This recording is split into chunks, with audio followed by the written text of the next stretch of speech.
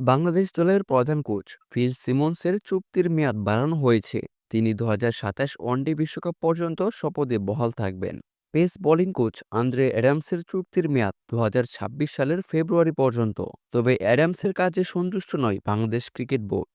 এজন্য নতুন pace bowling coach খুঁজছে বিসিবি। সেই তালিকায় রয়েছেন বাংলাদেশ পেস বোলিংয়ে পরিবর্তন আনা অ্যালেন ডোনাল্ড, শন টেন ও উমর গুলের নামও রয়েছে।